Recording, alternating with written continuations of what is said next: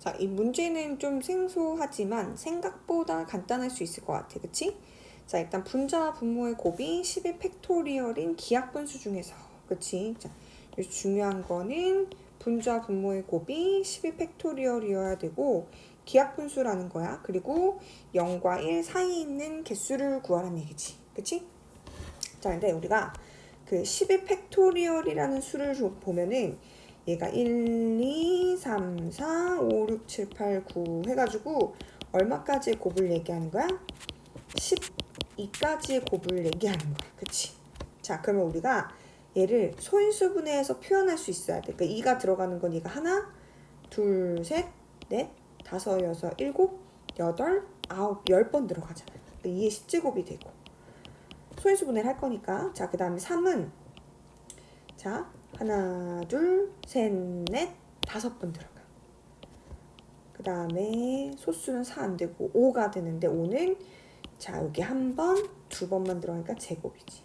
6 안 되고 7은 한 번, 8, 9, 10, 11도 한 번 이렇게 오는 거야.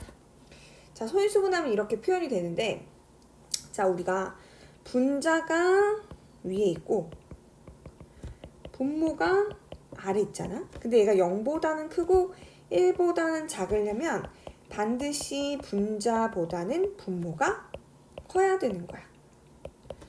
그리고 제가 기하분수가 되려면은 절대 여기에 2의 몇 제곱이 있으면 여기도 2의 몇 제곱 이런 게 들어가면 안 되겠지.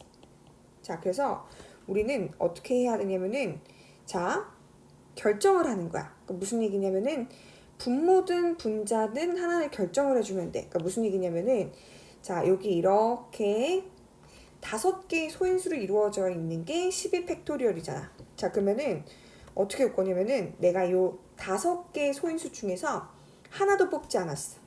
그 경우의 수가 뭐냐면은 5C 0이지. 자, 그럼 5C 0이라는 건 하나도 뽑지 않았어. 그치? 그러면은 어떻게 되냐면은 그룹이 하나도 뽑지 않았으니까 어떤 한 수는 그냥 1이 되는 거고 어떤 한 수는 나머지가 되는 거니까 그냥 10의 팩토리얼이 되는 거지. 그러면 당연히 분모가 더 커야 되니까 10의 팩토리얼의 1처럼 요런 경우의 수가 나온다는 거야. 오케이? 자, 예를 들어서 그 다음은 내가 5C 1 하나만 뽑았어. 그럼 하나만 뽑는다는 얘기는 어떻게 뽑는다는 거냐면은 이제 예를 들어 하나를 뽑았어. 내가 2의 10제곱을 뽑은 거야. 그럼 2의 10제곱이 오고 나머지는 3의 5제곱, 5의 제곱 곱하기 7 곱하기 11이 각각 얘가 분모 또 분자 또는 분자 분모 이렇게 오겠지. 근데 그렇게 갈 때는 큰 게 분모로 가고 작은 게 무조건 분자로 가야 되는 거야. 오케이? 그러니까 경우의 수가 얘는 한 가지, 얘는 5가지가 있다는 거지. 그치? 오케이? 뭐가 더 큰지는 계산할 필요가 없어. 그냥 큰 게 무조건 분모로 가면 돼. 자, 그럼 그 다음에는 5C 2 두 개를 뽑는 거야. 그럼 예를 들어서 뭐 2의 10제곱과 내가 3의 5제곱을 뽑았어. 그럼 나머지는 5의 제곱 곱하기 7 곱하기 11이겠지. 그럼 이 중에 큰 게 분모로 가고 작은 게 분자로 가면 되는 거지.